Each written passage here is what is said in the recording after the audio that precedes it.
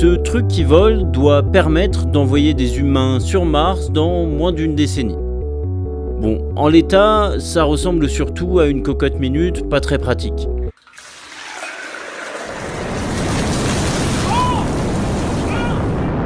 Mais pour la société SpaceX, c'est une étape importante dans la conception de l'énorme fusée qu'elle développe pour aller sur une autre planète. Et petit à petit, le rêve du voyage vers Mars semble enfin prendre forme. Bon, tout ça, c'est pas encore pour demain. Parce qu'envoyer une fusée vers Mars, déjà, techniquement, c'est pas gagné. Tout ça, on vous l'a expliqué dans une précédente vidéo que vous pouvez trouver ici. Je vous invite à aller la regarder. Mais imaginons qu'on arrive à décoller. Eh bien, ce n'est que le début des ennuis, parce qu'envoyer des humains vers Mars, c'est une chose, mais faire en sorte qu'ils arrivent et reviennent sains et saufs, c'en est une autre. Dans le classement des trucs les plus dangereux à faire, le voyage sur Mars se situe entre envoyer une vache à un salon de boucher et envoyer un boucher à un salon de vegan. Bref, si vous espérez un jour visiter la planète rouge, vous feriez bien de savoir à quel risque vous serez exposé.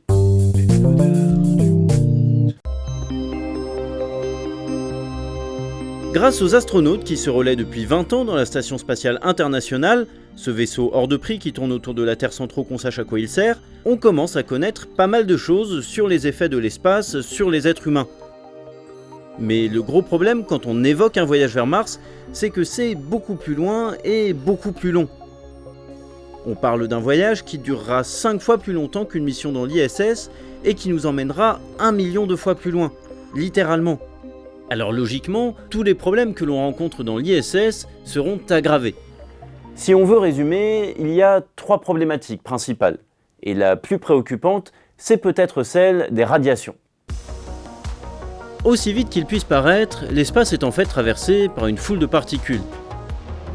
Il y a notamment les particules énergétiques solaires, propulsées par des éruptions violentes et ponctuelles à la surface du Soleil, et les rayons cosmiques, qui proviennent des confins de notre galaxie et d'ailleurs.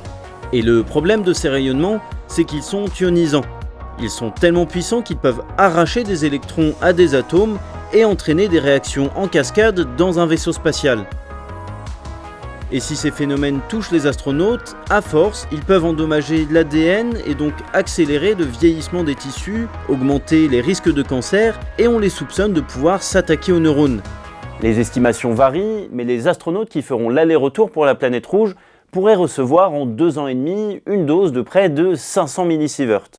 Le millisievert, c'est une unité qui permet de mesurer l'impact d'un rayonnement ionisant spécifiquement sur l'être humain. Et les réglementations internationales ont fixé à 100 millisieverts en 5 ans la dose maximale acceptable pour les travailleurs les plus exposés aux radiations. Pour vous faire une idée, les astronautes qui passent 6 mois dans l'ISS reçoivent une centaine de millisieverts car ils sont partiellement protégés par le champ magnétique terrestre. Et déjà, on a pu constater quelques problèmes. Par exemple, une étude qui portait sur près de 300 astronautes de la NASA a permis de découvrir que 16% d'entre eux avaient développé une cataracte à cause de dommages génétiques. Mais dans l'ensemble, on a du mal à cerner et estimer précisément les différents risques auxquels seront exposés les passagers d'un vaisseau pour Mars, d'autant plus que chacun réagit différemment à ces rayonnements. L'idéal serait bien sûr d'avoir un bouclier en plomb de 10 mètres d'épaisseur autour du vaisseau, mais niveau poids, vous vous doutez bien que ce serait un peu compliqué à gérer.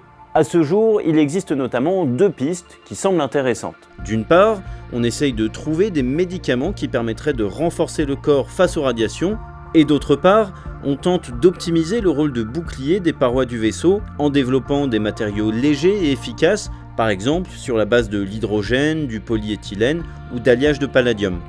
Il serait aussi possible d'améliorer la protection des parois en jouant sur l'optimisation du rangement dans le vaisseau.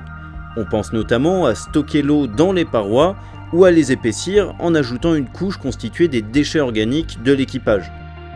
Oui, ce n'est rien d'autre qu'une jolie manière de dire qu'on va étaler nos excréments sur les murs. Surtout, ça illustre à quel point les astronautes seront dans la merde. Et encore, ce n'est que le début, car il faut maintenant parler d'un autre problème qu'on connaît un peu mieux, l'impesanteur. Le corps humain n'est pas fait pour flotter en l'air, alors quand il le fait trop longtemps, il s'abîme. Par exemple, en absence de gravité, les muscles et les os sont beaucoup moins sollicités et ils s'affaiblissent. La masse osseuse peut diminuer de près d'1% par mois, et contrairement aux muscles qui se résorbent assez vite au retour sur Terre, il faut beaucoup de temps au squelette pour se reconstruire complètement. Et puis, il y a plein d'autres systèmes dans notre corps qui n'aiment pas l'absence de gravité. Par exemple, les astronautes qui ont passé plusieurs mois dans l'ISS ont parfois eu les yeux déformés et la vue dégradée. Alors là encore, il existe une solution idéale à tous ces soucis. Créer un vaisseau capable de simuler la gravité. C'est techniquement possible de la recréer en générant une force centrifuge dans une structure en rotation. Mais encore une fois, il s'agirait d'un vaisseau d'une taille et d'une masse considérable qui serait très compliqué à construire et expédier vers Mars. Alors aujourd'hui, pour lutter contre les pertes de masse musculaire et osseuse, les astronautes dans l'ISS pratiquent beaucoup de sport tous les jours. Mais on sait que cela reste insuffisant puisqu'on a déjà vu certains d'entre eux revenir sur Terre avec une ossature modifiée et fragilisée de manière irréversible. Alors on n'est franchement pas sûr que faire du sport suffira pendant un voyage aussi long que celui vers Mars. Quoi qu'il en soit, le corps des astronautes va déguster. Et ce n'est encore qu'une partie du problème, car le mental va être mis à rude épreuve au moins autant que le physique. Les premiers astronautes à destination de Mars seront placés dans une situation totalement inédite. Déjà, ils vont devoir passer près de 2 ans et demi avec un petit groupe de personnes et une intimité toute relative, dans un espace confiné, perdu au milieu d'un environnement hostile.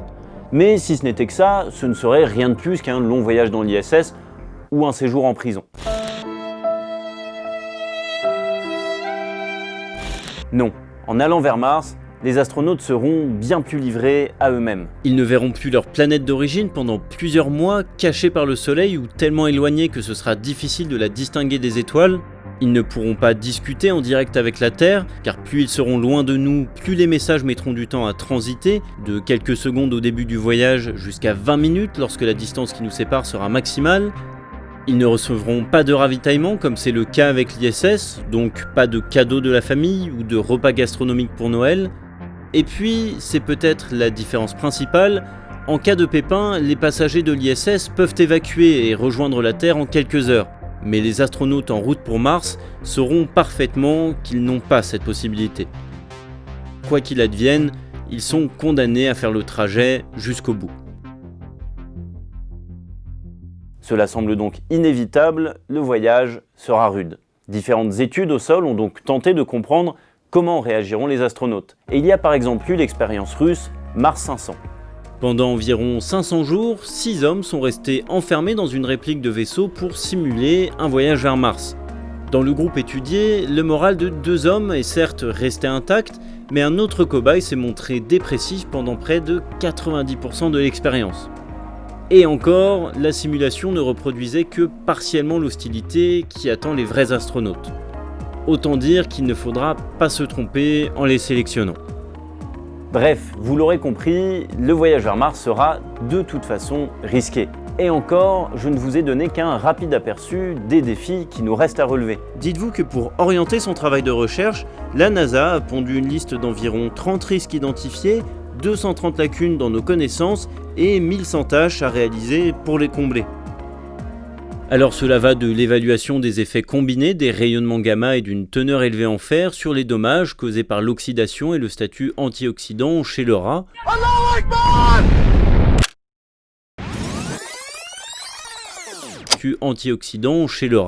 Au développement de mesures prédictives de l'adaptabilité sensorimotrice pour produire des prescriptions de contre-mesures personnalisées. Bref, la dangerosité d'une mission martienne va diminuer au fur et à mesure que la recherche progressera. Mais il semble assez évident qu'on n'attendra pas d'avoir réalisé ce millier de tâches pour envoyer des humains sur Mars. La date du premier décollage sera donc surtout déterminée par le niveau de risque que nous sommes prêts à faire courir aux astronautes. D'autant qu'il reste un moment du voyage qu'on n'a pas encore abordé et qui sera peut-être le plus sensible pour l'équipage et le vaisseau, l'atterrissage. Et nous en parlerons dans une autre vidéo.